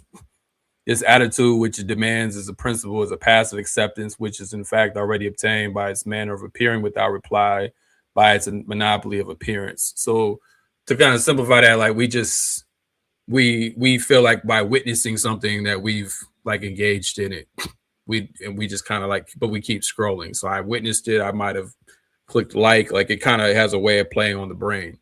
So I'm saying they weren't dealing with those conditions back then. So that's part of why nonviolence, its deep reliance on spectacle. Spectacle doesn't deliver the same results as it once did, because it's just there's too much spectacle going on. Another thing is they used to. Another thing that's changed is like when we talk about mass incarceration, one of the old tactics in nonviolence was you would go down to the South, particularly in the civil rights movement, and you would flood the jails, and you could overflood the jails because they didn't have enough jails to house people. Those days have long gone. So you'd have to send a lot of people to a protest to house them in the jail. And then they've also learned that they don't even have to jail everybody at it. They kind of just let everybody do, they as in like police and general state, they let everybody just kind of do what they want to do. And they've learned not to antagonize them. You have to remember they had these riotville cities where they teach police how to manage riots, and they teach police how to manage crowd control. The police were not trained in none of that shit back then. So like they made really goofy mistakes. They weren't trained in that shit. So police are way better trained. I'm not suggesting that police are better. I'm just saying they're much more tactical in how they approach things, and they do not overreact in the same way. And they've gotten even better, even as a response to like even Black Lives Matter and stuff. They are trained in these tactics. So it's also just simple. Like, I mean, when I was talking to people who were organizing in Minneapolis, and they were talking about just the tactic, the way things kept escalating up, like they learned how to identify ICE cars. So then ICE would move where they would like rent their cars from, so they weren't as easily identified. But then ICE would learn how to infiltrate signal chats and learn their tactics. So everybody had to keep switching up. So this isn't a static thing where this thing that worked in 1962 that the enemy just sat there and was like, well, shit, like that's not how it works. Like they adjust, just like you and I were talking about sports before we got on here. Like what works in game 1 doesn't work in game 7, right? Like it's just like that action you were running, the defense has figured out how to adjust to it. So you have to have a counter, right? Like you don't just run the same action because they've said, okay, you're going to run a pick and roll. The Spurs love to hit the corners. I'm not going to get too deep in basketball, but I'm saying like you're going to run pick and roll. You're hoping the corner threes open up. So if you remember in like game 1, Champagny makes like one of those games, Champagny makes like 5 or 6 threes in the first half and doesn't do shit in the second half because the Knicks made an adjustment. Like you're not going to get wide open threes anymore, right? So I'm saying for nonviolence to work, it has to update its tactics. And I'm not saying there aren't people who have it. There are, but I think people often look at it in this crystallized way, and we just do it, and the enemy has made no adjustments. Like we can just run pick and roll and throw the ball to the corner. We're gonna have wide open 3, and it does not work. Like it's just like that's just not how reality functions in any kind of battle. you have to make an adjustment. And they've made many adjustments that they own more media than they once did, right? So like media is even more consolidated than it was in these eras. Um, there are different forces at play. So like even we come back to like a Palestine and let's just deal with the nonviolent protest of that or whatever. Like these entities are very much in bed with Zionists. So they're not going to respond to a rally that even if a bunch of people were there. And then often our rallies are not forcing them to cover it. We think just because a bunch of people showed up, they'll cover it. They'll cover it if, they have to cover shit. I'm not, again, for the sake of not getting anybody canceled, I'm not advocating for or against, but I'm saying like they have to cover if a bunch of buildings burn. They can't because it's just like there's smoke in the sky. They kind of got to cover that. They don't have to cover a bunch of people just walking around in keffiyehs. They don't have to cover that. They just don't, because it's not noteworthy to them, right? They're not going to cover it. So I just think there's a sense that it's just an inherent, then this is the problem with the propaganda of it. It needs to kind of come back to the question. Nonviolence relies on a moral high ground. Some of that is also to hide a lot of the violence that it does need to even support it, but it also relies on a moral high ground that we're somehow better than the enemy or something of that nature. And the weakness in that is you feel like you can't get in the mud. You feel like you can't really get in the shit, because then that undermines your entire strategy. And a lot of the nonviolence practitioners have not adjusted to that, to demonstrate that there are ways to get in the mud without maybe coming, the whole becoming your enemy kind of thing. But there's this sense that we have to stand above it. So the propaganda value, as we were discussing earlier, often works more for the state and works more for, capital than it works for us, outside of moments like, say, like Minneapolis or something like that. It tends to work more for them because now they can use it to destabilize other countries. They can use it to even destabilize movements here and to isolate the more radical flanks and move people into electoralism or whatever. So I'm just saying ultimately people have to update their actual tactics here and how they approach it, or just recognize that maybe in some ways this stuff's not useful. I don't know. But you can't continue to just assume that by just doing it, that you just run in the same plays, and it just doesn't. I just don't think it holds up anymore. Yeah, and I don't even think, I think the playbook is so much more limited nowadays from what we see from a lot of folks. It's like, and like there are exceptions. Like during the student intifada, I thought there were there were some campuses where people were really trying to do, different things and respond to their own conditions and, so on and so forth. But yeah, well, I think part of the part of the challenge is also because something I said in the piece. It was and this is nonviolence is more propaganda than reality. By appearing defenseless, it creates a veneer of innocence, which yields the propaganda value of the moral high ground. By maintaining the moral high ground, all that violent stuff happens elsewhere, like recycling. This permits nonviolent practitioners of court violence while maintaining the appearance of innocence. It allows them to swim in the gunk without any of it publicly sticking, right? But at least in that case, they're saying, okay, we're gonna privately kind of get into that. We just have to maintain a veneer of innocence to advance. That's the best version of it. But in this case, it's like people have actually bought the propaganda. Because my thing is this has never worked like that. You've always needed to collaborate with some entity or seize it yourself to enforce the world that you want. That's always how this has actually worked. We've just been taught the propaganda of it.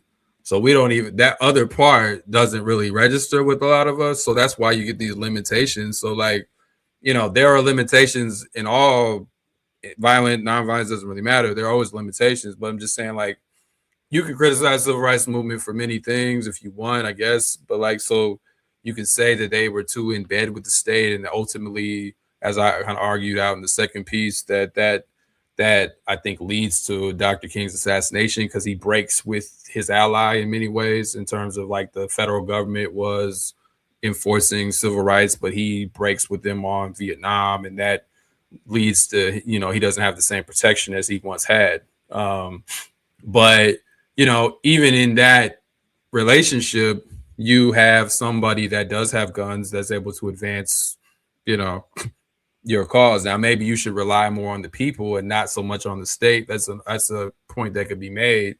But there was this understanding, like, yeah, we're gonna go out here, we're gonna deal with all this stuff on the front lines, but we're gonna have to strike all these deals behind the scenes to actually pass legislation and things of that nature, right? That was part of the deal. Or Gandhi was working with militant groups that the British would call terrorists, to help bolster the position of the Indian National Congress or whatever. And that helped get the independence, even though that came at a great cost, particularly with the partition in Pakistan. Or in Ghana, another, I didn't really mention it much in this interview, but it's another scenario I use where they utilize the violence that people engaged in to demonstrate that the British cannot govern them, and if they were able to govern the country, they'll be in a more peaceful situation. But they still had to deal with the British.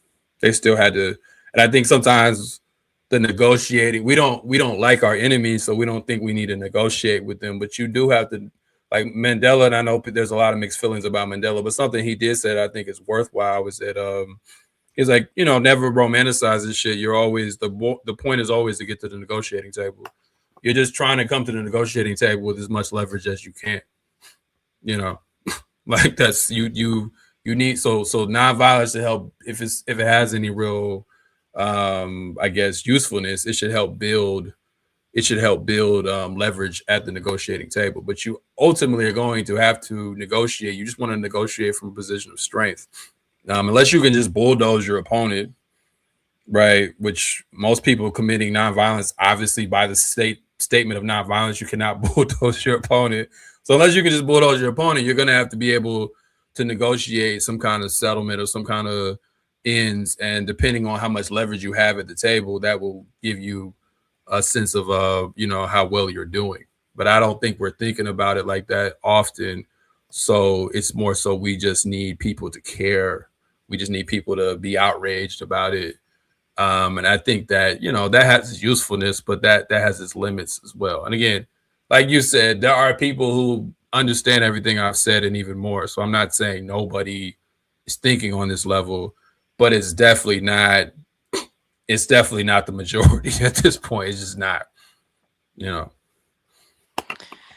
Yeah, no, I think that's all important and useful.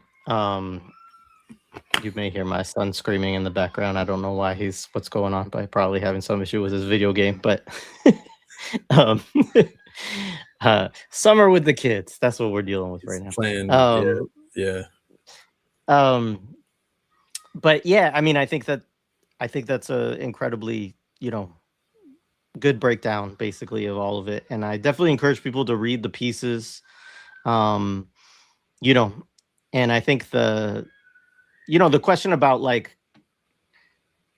ultimately it's like, how do you get forces together? How do you build a movement? How do you build a large organization or a large struggle that is capable of achieving its ends? And if the concept that we have is just with a few people, we're going to do nonviolence or we're going to do violence, and that with our set of demands, we're going to achieve, what we set out to achieve, then I think people are thinking about it in the wrong way from the beginning, right? It's all about how do you actually create, enough leverage, as you said. How do you build the force and the leverage in order to be able to basically achieve the political gains that you're looking for, whatever that struggle is. So yeah, and how do you exact a consequence?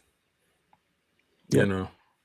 I mean, those are real quick. How do you exact a consequence if somebody doesn't do what you want them to do? How do you exact the consequence?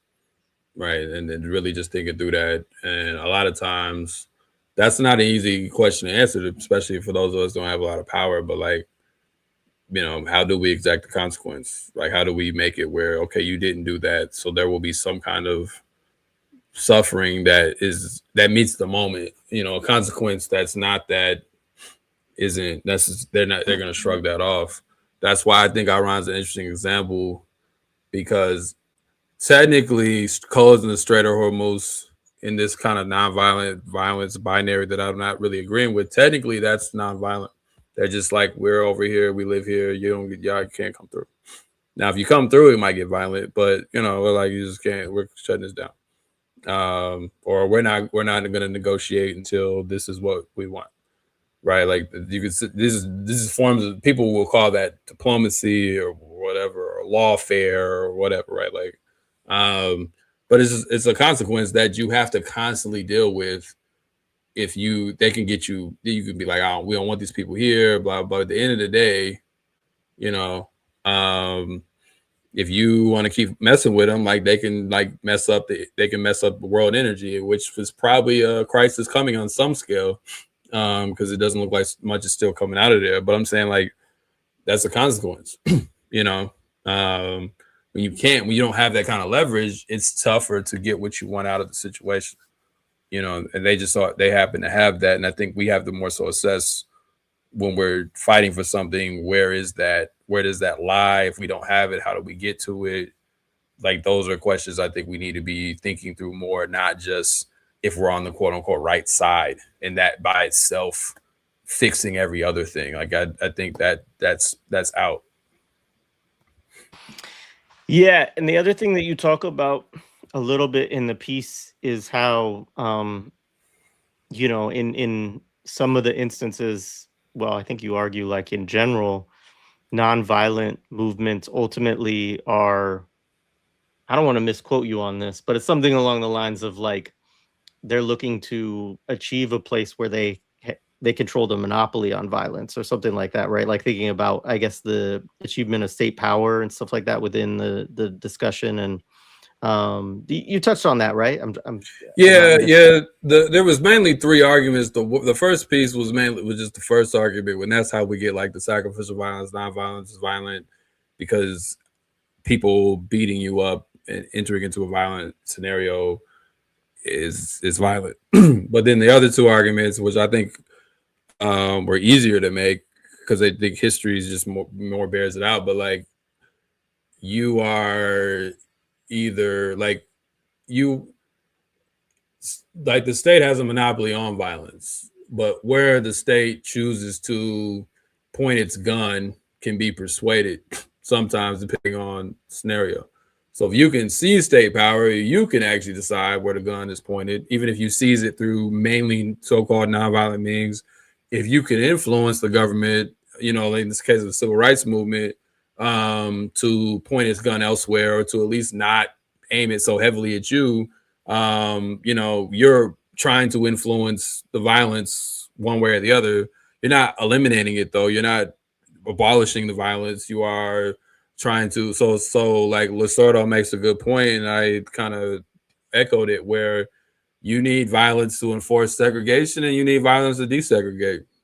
You needed troops to go to school with Ruby Bridges to integrate the school, and you needed violent people to keep you from integrating the school. Like, violence was necessary on both sides. So the civil rights movement was lobbying for the violence to really just be aimed elsewhere, and that's demonstrated throughout its own action. So it's like, if you pass a Voting Rights Act, which is now basically shredded, or if you pass a Civil Rights Act, that has to be enforced. And how do you think that's enforced? It's enforced through a state that has a monopoly on violence. There's no way around this question. So it's just like, so if you seize power on your own and you say, we are the movement that will now take state power, well, you inherit police, you inherit the police, you inherit the military, and if you want to continue your revolution, it wouldn't be intelligent to abolish those things right away.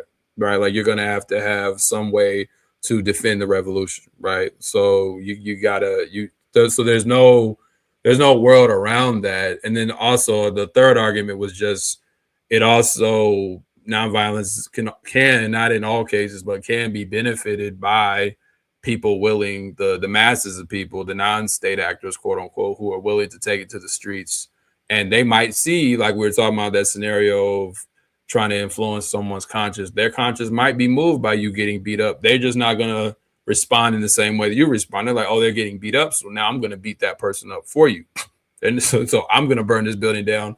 I'm going to become, revolutionary. I'm going to respond in a more violent way. So even like India, there were groups that saw some of the, the more Gandhian approach, and they were like, yeah, that's not going to cut it for us. So we're going to go do something else. But that creates a diversity of tactics that often strengthens, even the most moderate position.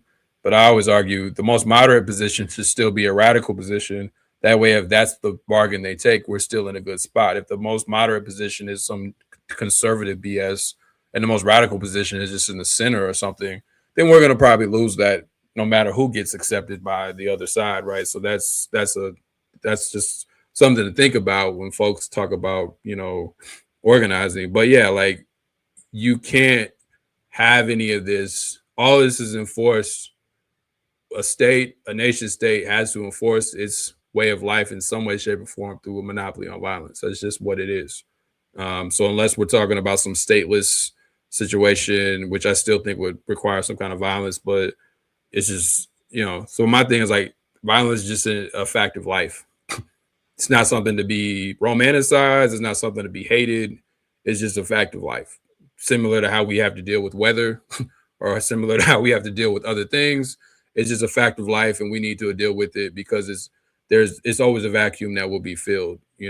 Maybe in some long, far off future it won't be, but that's not where we're at. Appreciate it. I know I kind of skipped earlier a question, but I think you probably responded to it right in the response that you gave about kind of the devolution of nonviolent tactics over the years. Did you have any more that you wanted to say on that? I kind of hit it with when I went through all that history about like the spectacle and stuff like that. I think again, there's more to be said. I think in the United States, there's a problem with like nostalgia and the civil rights movement, and a lot of that has been acquiesced over. Even when we were talking about John Lewis, I think that was one of the disappointing things about his later life is he kind of just got brought out to say good trouble, and and the way Obama immersed himself in that shit. So there's just a way the United States will, hate people from the past and then embrace them as these great American patriots in the future, and kind of reinscribe the story differently. And I think, like I said, a lot of us have bought into that propaganda. So there's a lot of factors, man. Like even when we were talking to Rockhill when he was on our show, and I was just like, he mainly names these like three big foundations. I was like Rockefeller, Carnegie, and Ford. And I'm like, it's not, that's just scratching the surface. Now there's so many foundations. It's something he was saying, how the foundations love spectacle. They love big protest and everybody's out there. That's how you get funding. They don't necessarily love the gradual work that goes on behind the scenes, that you really have to figure out how to align your forces correctly. By the time you figure that out, there's a new funding cycle and there's a new theme that we got to organize around. So it was abolition a few years ago. Now it's democracy or something like that. So like the funding cycles that control how quote unquote movements work is way more entrenched than it was back then. Like the whole story that Malcolm talks about in the message of Grassroots and the funding that occurred with the civil rights movement, that's pennies on a dollar compared to, what happens today. Like, it's even when you adjust that money for inflation, it's not even close to what happens to today. So it's like, there's a lot. I mean, in our next episode on Black Myths, actually, I don't know who I'm going to do this episode with. I don't hold me to this, but I might call you or bring somebody on to do a collab, because there's this stuff that came out. And forgive me if I'm rambling a bit, but I think this still relates to your question. There was this piece that came out about Black nonprofits earlier this year, and about how they're underfunded by foundations and such. And it's not written from any kind of radical perspective, but inside of it is some very interesting data. Like one of the main things that stood out to me was, in 2020, everybody talks about, and even in my own work, we talk about that money that came in. Nonprofits had a budget of under $1 million, saw no difference in funding. So there was also there was 3 nonprofits they had to take out of their data because it would have skewed the data so much. There was three black nonprofits, which was like United Negro, College Fund, NAACP, and Urban League. I don't even think NAACP was the third one. But anyway, like there was so much money in this shit that guides so much work. So the people coming up, my point is the people who are coming up are now trained in a very curated space. So the creativity that you were talking about is not really allowed for because now these are jobs that people have to assume in very curated nonprofit spaces. So you have to really be creative even more than probably previous generations because now you have to work around that, you know, and most of us are like trained at very early ages in these spaces. So I think that's also part of why you don't see as much because those folks understand they can't really mess their money up. I mean, even when Dr. King and them were doing it, the NAACP and the Urban League used to hate the direct action. They hated that shit. They wanted to do it in the courts. Right? Like they did not like that shit. So imagine what it is today, you know? So it's like, so there's always this infighting that goes on. So I just think there's so many things that stifle it. They already like push nonviolence on you like a religion. And then they push a very truncated version of it. And they understand it more so about maintaining a radical aesthetic than it is about actually like accomplishing things because there's always another grant cycle to go, you know? Yeah, absolutely. Hiram might be a really good guest for that, possibly. But I don't know for me because my nonprofit stuff, like when you're ready to do the ed reform, you know, the what is it? Education reform is the civil rights movement of our time. When you're ready to bust that myth, I'll be ready for that one. But yeah, man, this is great. Black Miss White I told Rocky, I was like, it was before we started. I was like, you're the first. I was like, we don't let a lot of white folks on this show, man. So you better feel honored because we don't really. Like I was like, I don't know the last time we had a white guest. So you would be breaking a streak or something. So yeah, like if we did it, but yeah, I don't have to be you. I will send you the document though because it was some interesting data though. That I do think speaks to where we're at, you know. I'd be really fascinated to look at it all, and I would love to be on there sometime for sure. I just think the nonprofit industrial complex needs updated theory. I just feel like people throw that term around a lot, and I think the work that was done was good, but I feel like we need updated theories on that. I don't know if I have time to ever write it, but I feel like that does need to happen. I'll shut up. No, for sure. No, for sure. I mean, that's something I'm really, you know, there's so many aspects of it that are interesting to talk about, you know, in terms of, you know, yeah. Anyways, I start talking about it, I'll talk for 20 minutes, so I don't want to do that right now. But folks, make sure that you check out the Black Myths podcast. As always, make sure you're subscribed to Black Liberation Media, support the Black Myths podcast on Patreon. Check out these pieces on Grassroots Thinking. Follow the work that comes out there. They do great stuff. Yeah, anything else you want to shout out or say before we let you go? No, appreciate you for having me on. I think I'm gonna go try to figure out more what to say on this topic. Like it might become a book, it might not. People keep pushing that. I know I discussed it, possibly doing that with a few people, so we'll see. I do think there's more to be said. There's a whole conversation around how nonviolence kind of promotes victimhood, and there's also a broader conversation around. I think the left is scared of that word because it's been used weaponized against a lot of folks. But like, I think there is a broader conversation to be had around victimhood and the way that yields a kind of social currency. I think Israel is a leading actor in that. But you know, they're losing in that battle. But I'm just saying, like, there's something about victimhood and nonviolence that I want to explore as well, because I think both on a macro and then on a micro level, even in certain organizing spaces and stuff, there is a race to victimhood that is concerning at times, that I think needs to be unpacked. So we'll see. That might just end up in, if I do a book on it, if I can find the time to write it, that might just end up in there. Yeah, no, absolutely. I think that's a really,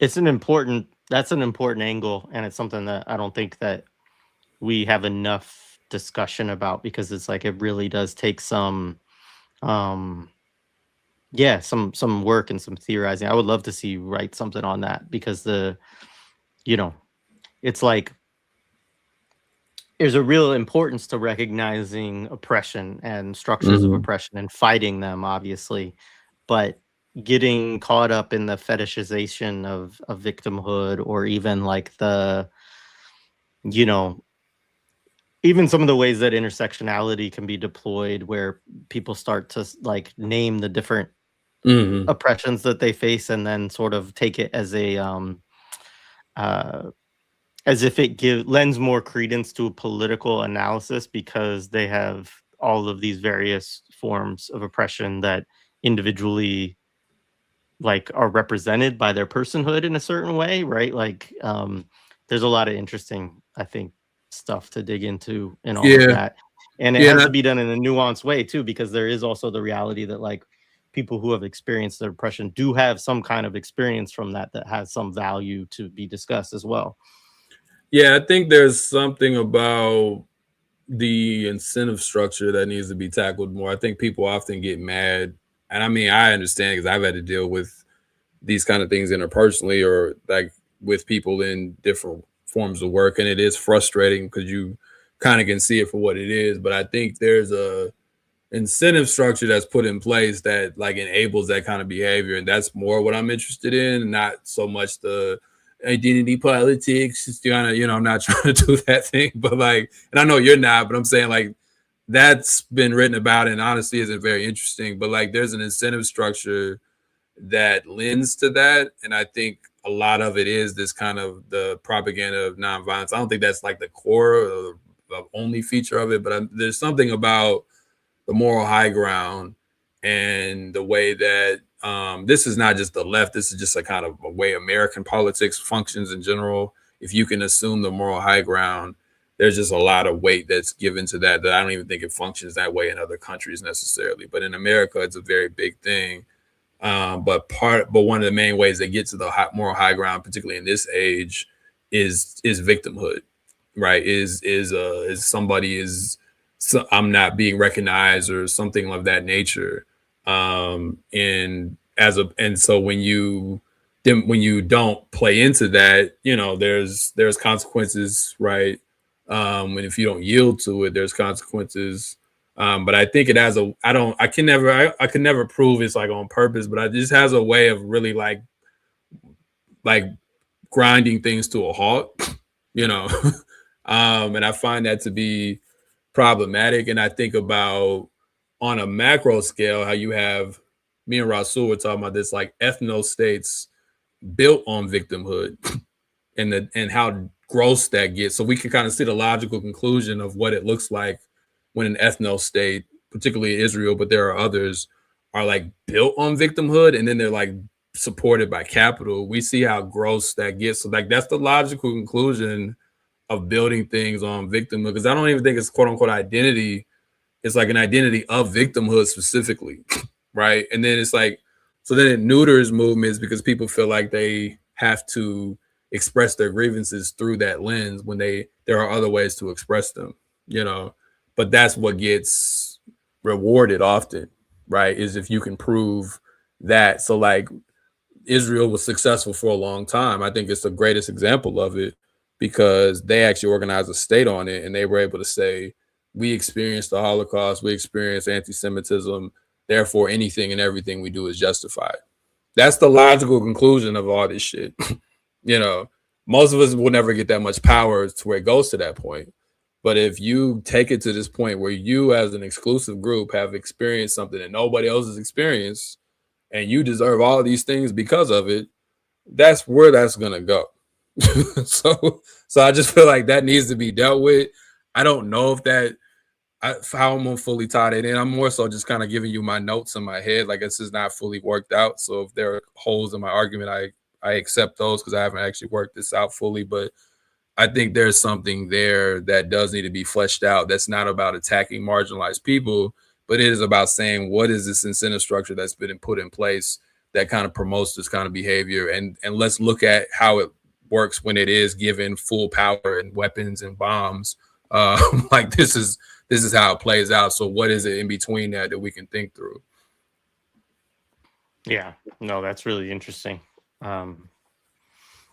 Because with Israel, there's always also like the charge of anti-Semitism as a defense for everything, but then there's also like then what happens when that bubble bursts too? Like I feel like it kind of has now, right? And now everybody's like, yeah, like okay, we're anti-Semitic, dude. That's the problem. Yeah. So